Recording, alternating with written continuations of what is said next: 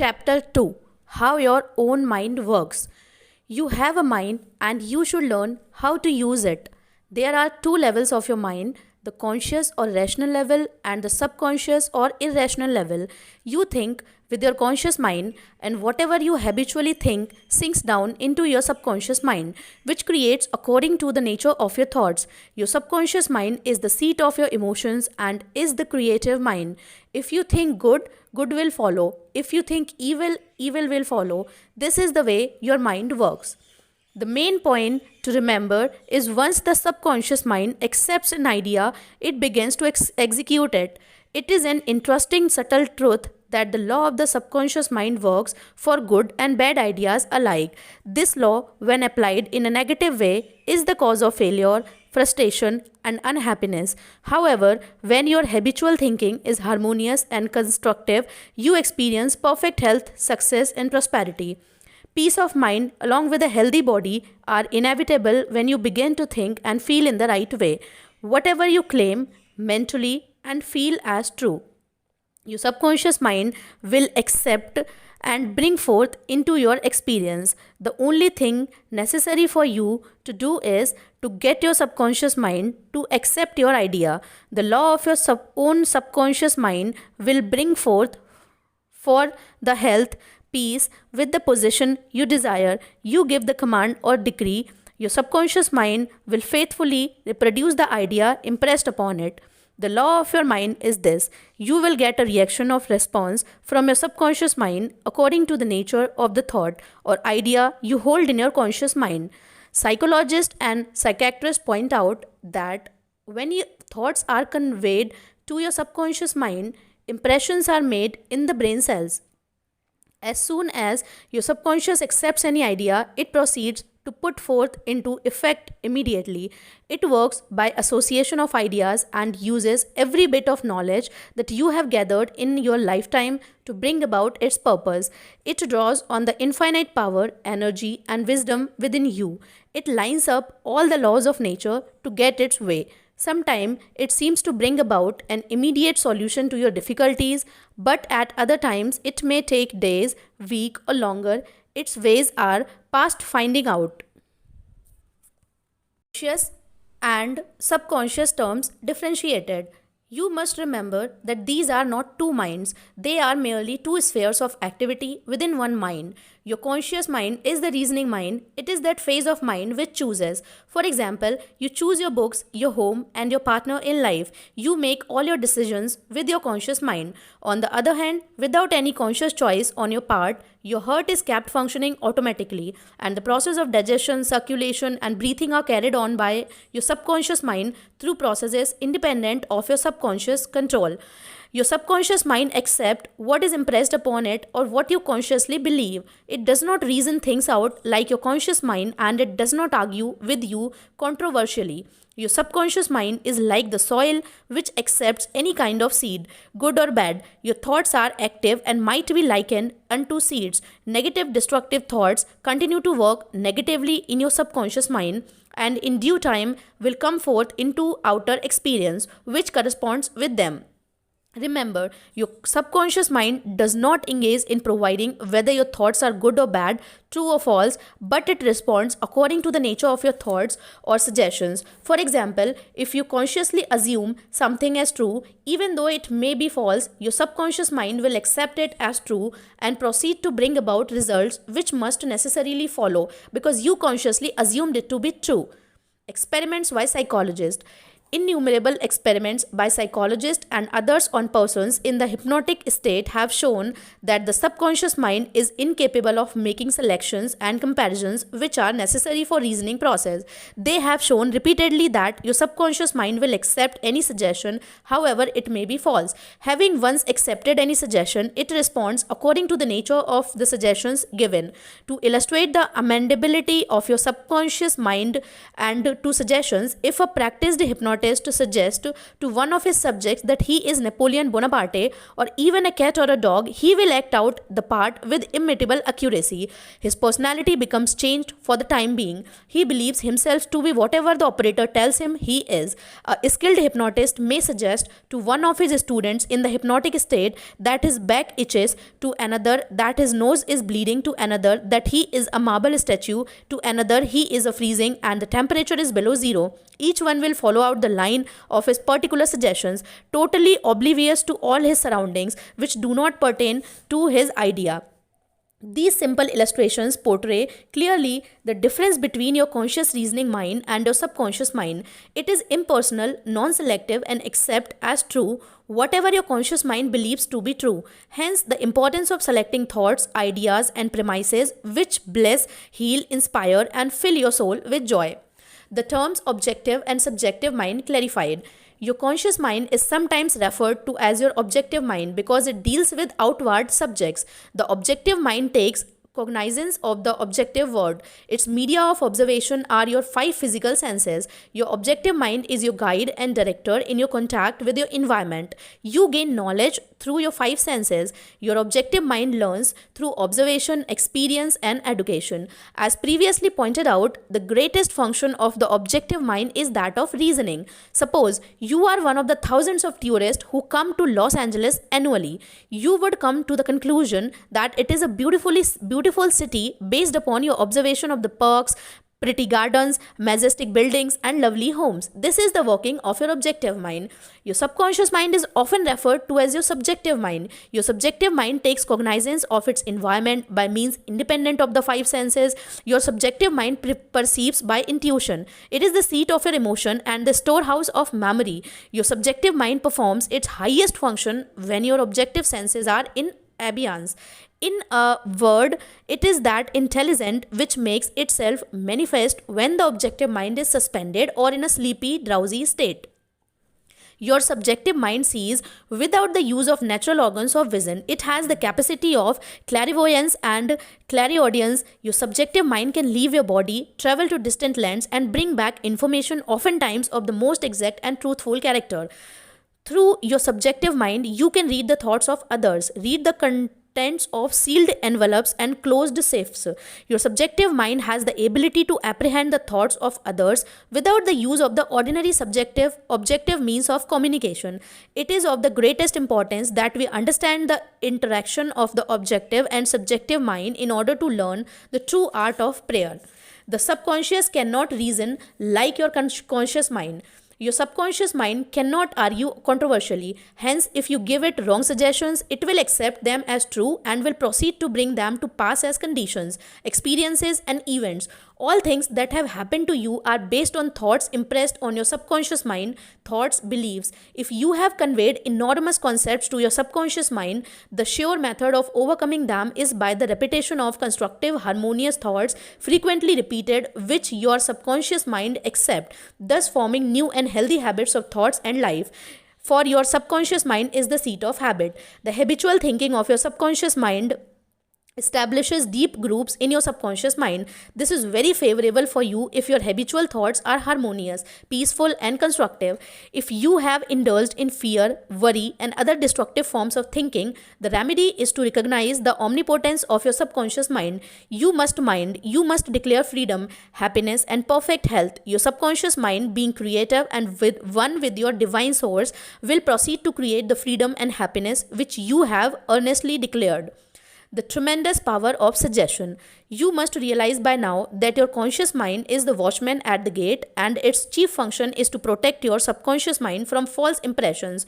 You are now aware of one of the basic laws of mind. Your subconscious mind is amenable to suggestions. As you know, your subconscious mind does not make comparisons or contrast, neither does it reason and things for itself. This latter function belongs to your conscious mind. It simply reacts to the impression given to it by your conscious mind. It does not show a preference for one course of action over another. The following is a classic example of the tremendous power of suggestion. Suppose you approach a timid-looking passenger on board ship and say to him something like this: "You look very ill. How pale you are. I feel certain you are going to be sick. Let me help you to find your cabin. The passenger turns pale. Your suggestion of sickiness associates itself with his own fears. He accepts your aid down to the berth, and there are negative suggestions which was accepted by him is realized. Different reactions to the same suggestion. It is true that different people will react in different ways to the same suggestion because of their subconscious conditioning or belief. For example, if you go to a sailor on the ship and say to him sympathetically, "My dear fellow, you are looking very ill. Are not you feeling sick? You look to me as if you were going to be seasick." According to his temperament, he either laughs at your joke or expresses a mild irritation. Your suggestion fell on deaf ears in this instance because your suggestion of sickiness was associated in his mind with his own immunity from it. Therefore, it called up not fear or worry, but self confidence. The dictionary says that a suggestion is the act or instance of putting something into one's mind, the mental process by which thought or idea suggested is entertained, accepted, or put into effect. You must remember that a suggestion cannot impose something on the subconscious mind against the will of the conscious mind. In other words, your conscious mind has the power to reject the suggestion given. In the case of the sailor, he had no fear of seasickness. He had convinced himself of his immunity. The negative suggestion had absolutely no power to evoke fear. The suggestion of seasickness to the other passenger called forth his indwelling fear of seasickness. Each of us has his own inner fears, beliefs, and opinions. These inner assumptions rule and govern our lives. A suggestion has no power in and of itself except it is accepted mentally by you. This causes your subconscious powers to flow in a limited and restricted way according to the nature of the suggestion. How he lost his arm. Every 2 or 3 years, I give a series of lectures at the London Truth Forum in Coxton Hall. This is a forum I founded a number of years ago. Dr. Evelyn Fleet, the director, told me about an article which appeared in the English newspaper dealing with the power of suggestion. This is the suggestion a man gave to his subconscious mind over a period of about 2 years. I would give my right arm to see my daughter cured. It appeared Chat, his daughter, had a crippling form of arthritis together with a so-called incurable form of skin disease.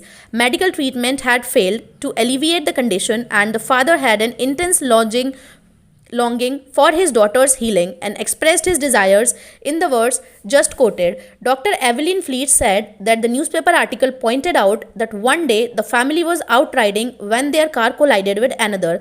The father's right arm was torn off at the shoulder, and immediately the daughter's arthritis and skin condition vanished. You must make certain to give your subconscious only suggestions which heal, bless, and elevate to inspire you in all your ways.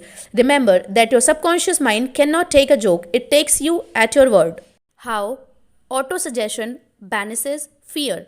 Illustrations of autosuggestion. Autosuggestion means suggesting something definite and specific to oneself. Herbert Parkin, in his excellent manual of autosuggestion, records the following incident. It has its amusing side so that one remembers it. A New York visitor in Chicago looks at his watch, which is set an hour ahead of Chicago time, and tells a Chicago friend that it is 12 o'clock. The Chicago friend, not considering the difference in time between Chicago and New York, tells the New Yorker that he is hungry and that he must go to lunch. Autosuggestion may be used to banishes various fears and other negative conditions. A young singer was invited to give an audition. She had been looking forward to the interview, but on 3 previous occasions she had failed miserably due to fear of failures. This young lady had a very good voice, but she had been saying to herself, "When the time comes for me to sing, maybe they won't like me. I will try, but I am full of fear and anxiety." Her subconscious mind accepted these negative autosuggestions as a request and proceeded to manifest them and bring them into her experience. The cause was an involuntary autosuggestions, that is, silent fear thoughts, emotionalized and subjectified. She overcome it by the following technique. 3 times a day, she isolated herself in a room. She sat down comfortably in an armchair, relaxed her body and closed her eyes. She stilled her mind and body as best as she could. Physical inertia favors mental passivity and renders the mind more receptive to suggestion. She counteracted the fear suggestion by saying to herself, "I sing beautifully, I am poised." Serene, confident, and calm, she repeated this statement slowly, quietly, and with feelings from 5 to 10 times at each sitting. She had three such sittings every day and one immediately prior to sleep. At the end of a week, she was completely poised with and confident. When the invitation to audition came, she gave a remarkable, wonderful audition. How she restored her memory. A woman aged 75 was in the habit of saying to herself, I am losing my memory. She reversed the procedure and practiced induced autosuggestion several times a day as follows. My memory from today on is improving in every department. I shall always remember whatever I need to know or at every moment of time and point of space. The impressions received will be clearer and more definite. I shall retain themselves automatically and with ease. Whatever I wish to recall will immediately present itself in the correct form in my mind. I am improving rapidly every day, and very soon my memory will be better than it has ever seen before. At the end of 3 weeks, her memory was back to normal and she was delighted. How he overcome a nasty temper. Many men who complained of irritability as well as bad temper proved to be very susceptible to autosuggestion. They obtained marvelous results by using the following statement 3 or 4 times a day, morning, noon, and at night prior to sleep for about a month. Henceforth, I shall grow more good humored. Joy, happiness, and cheerfulness are now becoming my normal states of mind. Every day, I am becoming more and more lovable and with understanding. I am now becoming the center of the cheer and goodwill to all those about me, infecting them with good humor. This happy, joyous, and cheerful mood is now becoming my normal, natural state of mind. I am grateful. The constructive and destructive power of suggestion.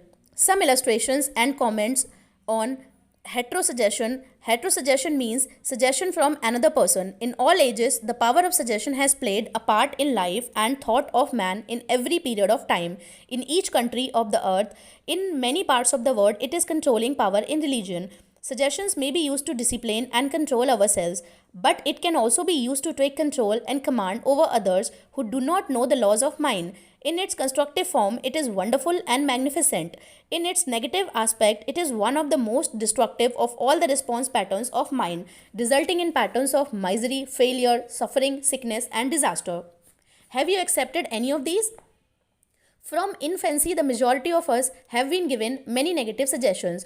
Not knowing how to thwart them, we unconsciously accepted them. Here are some of the negative suggestions. You can't, you will never amount to anything, you must not, you will fail, you have not got a chance, you are all wrong, it's no use, it's not what you know, but who you know. The word is going to the dogs.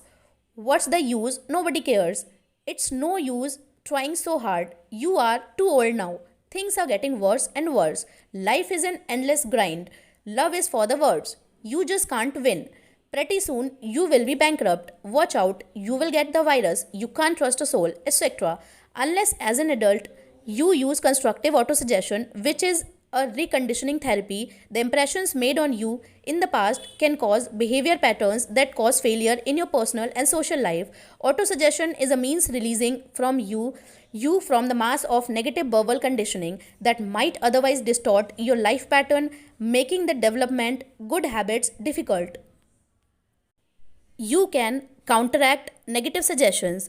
Pick up the paper any day and you can read dozens of items that could sow the seeds of futility, fear, worry, anxiety, and impending doom. If accepted by you, these thoughts of fear could cause you to lose the will for life. Knowing that you can reject all these negative suggestions by giving your subconscious mind constructive autosuggestions, you counteract all these destructive ideas.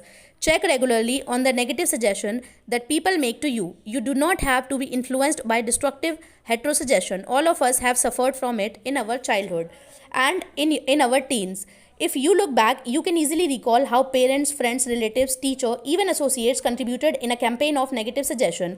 Study the things said to you and you will discover much of it was in the form of propaganda. The purpose of much of what was said was to control you or instill fear into you. This heterosuggestion process goes on in every home, office, factory, and club. You will find out that many of these suggestions are for the purpose of making you think, feel, as also act as others want you to end in ways that are of their advantage. How suggestion killed a man. Here is an illustration of heterosuggestion. A relative of mine went to a crystal gazer in India who told him that he had a bad heart and predicted that he would die at the next new moon. He began to tell all members of his family about this prediction. Then he arranged his will. This powerful suggestion entered into his subconscious mind because he accepted it completely. My relative also told me that this crystal gazer was believed to have some stranger occult power.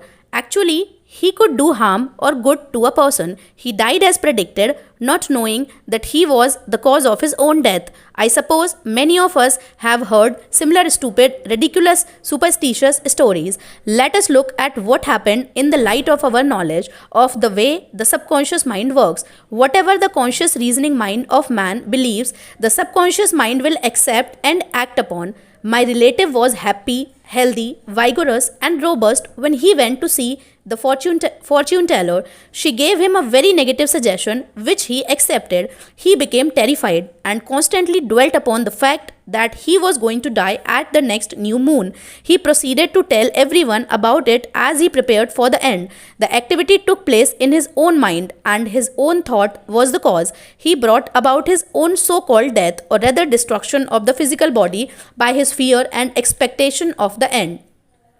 The women who predicted his death had no more power than the stones and sticks in the field. Her suggestion had no power to create or bring about the end of suggested. If he had known the laws of his mind, he would have completely rejected the negative suggestion and refused to give her words any attention, knowing in his heart that he was governed and controlled by his own thoughts and feelings. Like tin arrows aimed at a battleship, her prophecy could have been completely neutralized and dissipated without hurting him. The suggestions of others in themselves have absolutely no power whatever over you except the power that you give them through your own thoughts. You have to give your mental consent. You have to entertain the thought, then it becomes your thought and you do the thinking. Remember, you have the capacity to choose. Choose life, choose love, choose health. The power of an assumed major premise. Your mind works like a syllogism. This means that whatever major premise your conscious mind assumes to be true determines the conclusion your subconscious mind comes to in regard to any particular question or problem in your mind. If your premise is true, the conclusion must be true, as in the following example. Every virtue is laudable.